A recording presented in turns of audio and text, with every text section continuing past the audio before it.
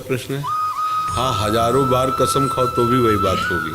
समझो, जब तक हम स्वयं सुधरना नहीं चाहेंगे तब तक हमें कोई सुधार नहीं सकता। जिसको हम जानते हैं गलती है, वो हमसे पुनः इसलिए होती है कि मानते ऊपर से गलती, हृदय से मानते कि इसमें सुख है।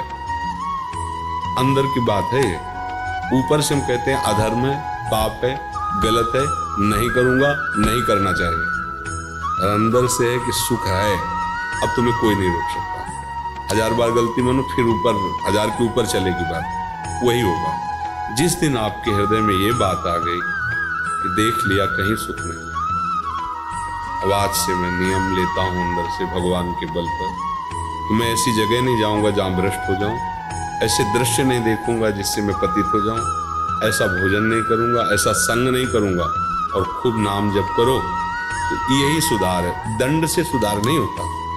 मतलब किसी को जैसे आप 3 दिन व्रत रह लो, ठीक है, 3 दिन बाद चौथे दिन जब शुरू करोगे तो 5वें दिन फिर वही रंग आ जाएगा। इससे कोई लाभ नहीं। ये तो मतलब देहाभिमान जनित ये सब बातें हैं। मूल बात को अगर समझ लोगे तो खाते पीते रहो, उचित जीवन व्यतीत करो। ये शरीर, अब जैसे हट करके आप बड़ी बढ़िया गाड़ी ले लिए और उसमें पेट्रोल मत डालो, तो आप गाड़ी रखे रहो, उससे कुछ थोड़ा होगा, उसमें डालना ही पड़ेगा। ऐसे ये गाड़ी आप नहीं है, आपकी जीवन यात्रा है। इसमें भोजन समय से उचित पानी दे दो, उचित विश्राम, उचित इससे शारीरिक श्रम करवा लो, बस आप अलग रह करके रहो। ये सब हो रहा है। आखिरकार हर कोई जानता है कि हमारी गाड़ी है, पर मैं गाड़ी तो नहीं हूं ना, इतना तो सब कोई जानता है।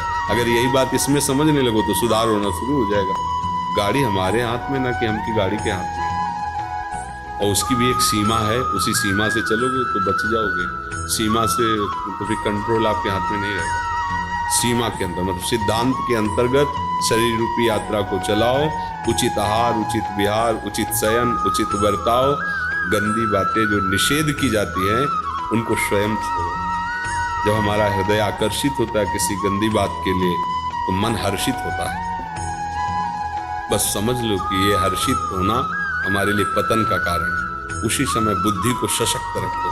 नहीं, ऐसा नहीं करेंगे, कुछ भी कर लेते नहीं, और उधर कदम मत बढ़ने दो, और भगवत स्मरण रफ्तार से शुरू करो, बच जाओ।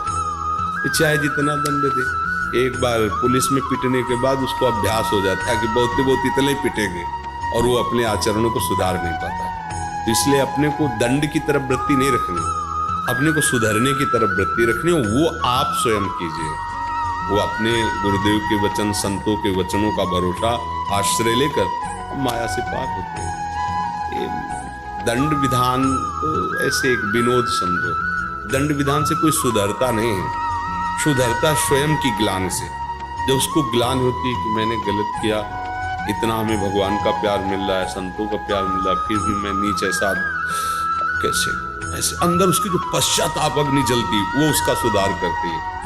बाहर से दंड भोग ले, अंदर से उसमें सुख बुद्धि, फिर पाप हो जाएगा, फिर वही करता। कितनी बार कसम खाते हैं लोग, कितनी बार, फिर वही पतन हो जाता है। तो समझे बच्चा? हाँ, सही से चलो। जो चीज समझते हो कि नहीं करना चाहिए, अंदर से लड़ो और वो मत करो, और नाम जप करो। कोई नशा वशा मत करो, नहीं तो नशा, आजकल नए बच्चे ये सब शराब और आपको ऐसे खिलवाड़ समझते हैं, वो बुद्धि भ्रष्ट कर देती है। जीवन ऐसे हंसते हंसते व्यर्थ में नष्ट कर रहे हैं लोग, व्यर्थ में, मनोरंजन में अपना जीवन नष्ट कर रहे हैं। अरे देश के लिए जीवन नष्ट करो, समाज के लिए अगर जीवन व्यतीत करो, भगवान के लिए, तो जीवन का कुछ उद्देश्य समझ में आए। ऐसे ही मनोरंजन में जीवन नष्ट कर रहे हैं।